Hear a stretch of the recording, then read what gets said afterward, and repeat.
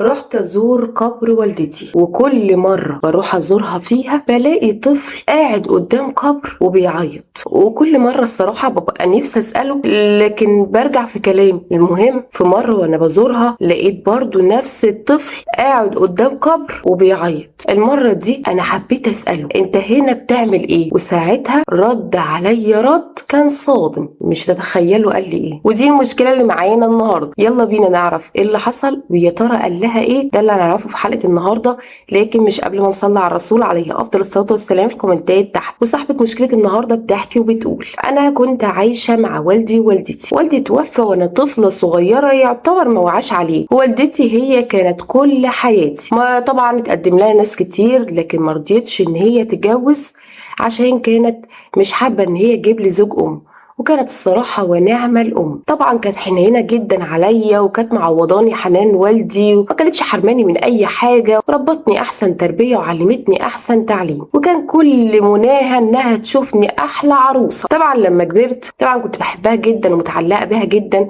كنت بخاف جدا انها تروح مني. المهم اتقدم لي عرسان كتير ومن ضمن عريس انا ارتحت ليه وهو كمان ارتاح ليا، وعملنا خطوبة كده وكانت طول فترة الخطوبة الحياة مستقرة وكانت كل حاجة تمام. المهم لما اتجوزت قعدت كام سنة ما كانش فيه أي خلف خالص، وأنا كنت موسوسة جدا وكنت هموت واحمل لأن أنا بحب الأطفال قوي وطول عمري وحيدة ما عنديش إخوات. كان نفسي يبقى ليا أخت بنت، ليا نفسي يكون ليا أخ يعوضني عن حنان والدي، لكن للأسف كنت انا طول عمري عايشه وحيده انا ووالدتي. فكان نفسي ان انا لما اتجوز اخلف ويبقى عندي عزوه وعندي عيال كتير، لكن للاسف السنه بتجر التانيه وما فيش اي حاجه خالص تدل ان انا ممكن احمل.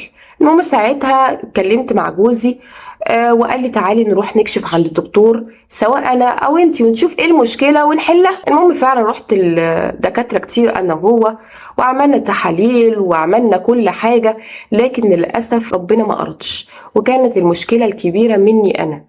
طبعا حماتي فضلت تزن على دماغ جوزي انا عايزه افرح واشوف لك عيال. طب وبعدين، طب والحل؟ مفيش فايده، مفيش حل للموضوع ده. لا ماليش دعوه، يا اما تتجوز عليها يا اما بقى تشوفوا لكم حل في الموضوع ده. المهم انا عايزه احفادي يملوا عليا البيت.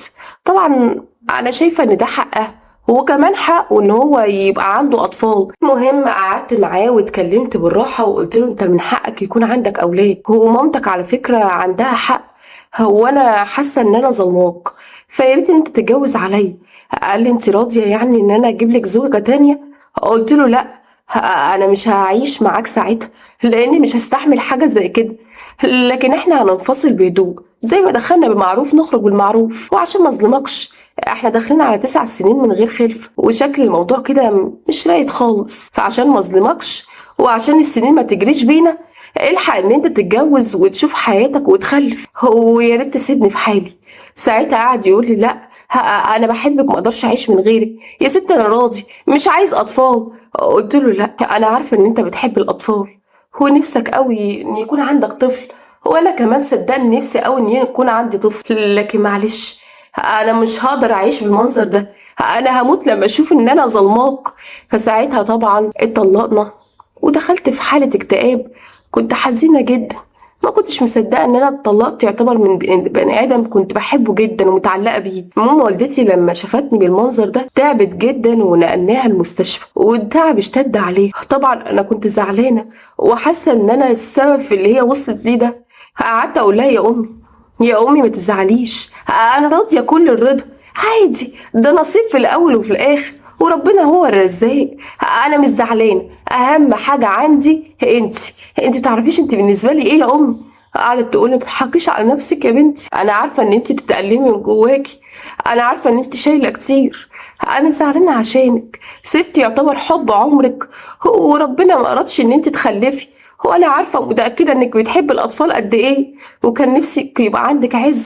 انا زعلانه عشانك قوي يا بنتي، ما فرحتش خالص. طبعا قعدت اقول لها ما فيش الكلام ده يا امي، ما تقوليش كده، انا ببقى فرحانه وسعيده يا امي طول ما انت بخير، عشان خاطري يا امي عايزاكي تقومي كده وتشدي حيلك. المهم ما عداش كام يوم وامي توفت، كل الضربات والخبطات كانت ورا بعضها، كانت الدنيا بالنسبة لي سودة، ما كنتش شايفة أي حاجة، كنت حزينة طول الوقت لدرجة إني كنت بفكر إن أنا أنتحر وأخلص من نفسي. لكن كل شوية هقول الحمد لله على كل حال وأصبر نفسي وأقول اللي أنا فيه ده غلط. المهم كنت كل يوم أروح أزور والدتي في المقابر، وكل مرة كنت بروح أزورها كنت بلاقي عيل صغير قاعد قدام قبر وعمال يبكي. أنا كنت مستغربة وأقول يا ترى بيبكي على مين؟ يا ترى ليه أم زيه عمال يبكي عشانها؟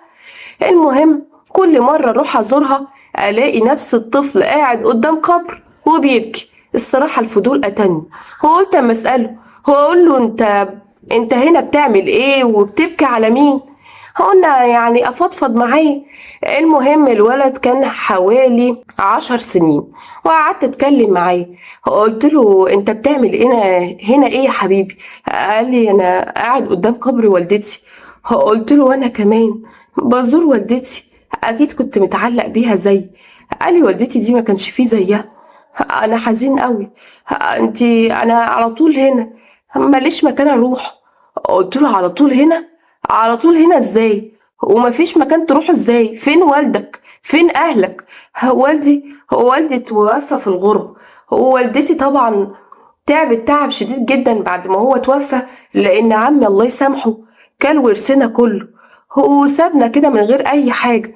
والدتي من كتر الحزن والقهرة ماتت عشان حست ان انا اتظلمت وان انا ماليش اي حاجة. طبعا ساعتها قلت له لا اله الا الله. طب وبعدين وعمك ده فين؟ ما بتروحش عنده ليه؟ قال لي عمي ده ربنا ينتقم منه، انا مش مسامحه.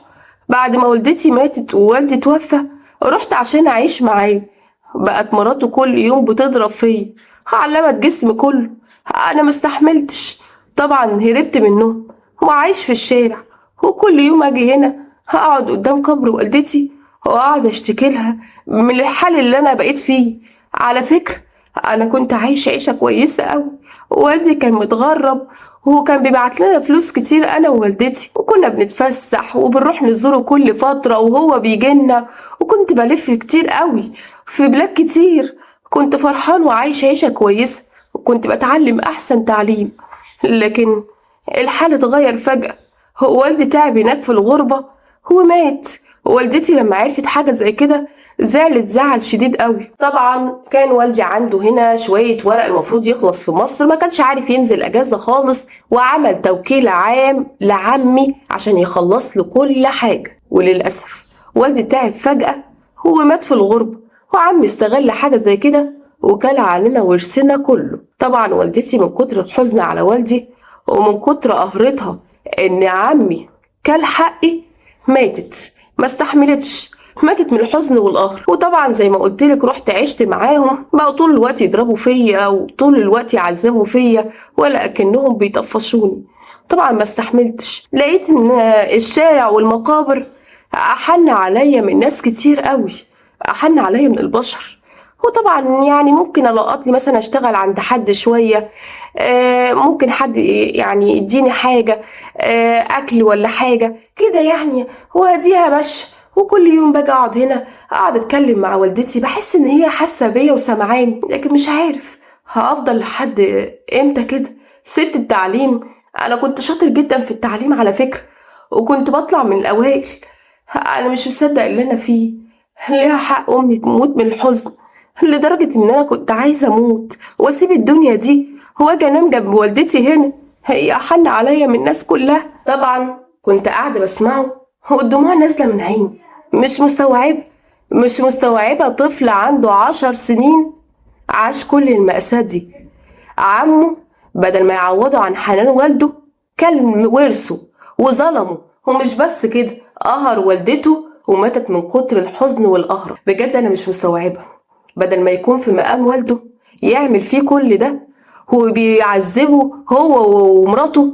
انا بجد انا مش مصدقه ان البشر وصلوا ليه، بجد بقوا عاملين زي الشياطين وبقينا بناكل في بعض عشان خاطر ايه؟ عشان خاطر الفلوس. هي الفلوس دي هتعمل لنا ايه؟ هي الكفن ملوش جيوب، هنقف قدام رب العالمين هنتحاسب على كل بني ادم ظلمناه. ساعتها هتقول ربنا ايه؟ انا ظلمت ابن اخويا، كلت مال اليتيم، يا ويله من عذاب ربنا، يا ويله لو نفد في الدنيا مش هينفد في الاخر. وبجد انا زعلانه قوي، وقلت انا اللي 37 سنه ما شفتش المأساة اللي الطفل ده شافها. عشان كده انا ما ترددتش لحظه ان اخده معايا. جبت له احلى لبس واحلى اكل، وحسيت ان ربنا حطنا في طريق بعض عشان نعوض بعض على اللي افتقدناه. والصراحه انا طالعه النهارده احكي القصه دي عشان كل شخص سامعني اقول له اوعى تزعل على حاجه، اوعى تزعل على حاجه خسرتها او فقدتها. صدقوني ربنا بيبقى ليه حكمه في كل حاجه في حياتنا، وربنا بيعوض احلى عوض. عشان كده انا حاسه ان ربنا عوضني بالولد ده، وهو كمان ربنا عوضه بيا. وطبعا دخلته تاني المدرسه وبقى عايش معايا على طول، وكانت والدته مربياه احسن تربيه. كان ونعم الولد، كنت بحسه راجل كده ومسؤول. والصراحه عوضني عن حنان الابن، وانا كمان عوضته عن حنان والدته. ما كنتش حرماه من اي حاجه، وكنت عايشه احلى ايام حياتي معاه. وقلت دي اكيد دعوات والدتي ليا، واكيد دعوات والدته ليه. عشان كده يا جماعه ما تزعلوش، ما تيأسوش، ربنا عوضه جميل قوي. وحابه اقول برضو لكل واحد ظالم اي بني ادم، يا ريت تفوق قبل فوات الاوان. زي ما في دنيا في اخره وفي حساب وفي وقفه قدام رب العالمين، هتتحاسب على كل بني ادم ظلمته، وكل بني ادم كلت حقه بالباطل، وكمان واكل مال اليتيم. عشان كده حسابه عند ربنا هيبقى عظيم جدا. وحسبي الله ونعم الوكيل في كل ظالم وكل واحد واكل مال اي بني ادم. ربنا ما بيسيبش، ولو نفدت من الدنيا مش هتنفد ابدا من الاخره.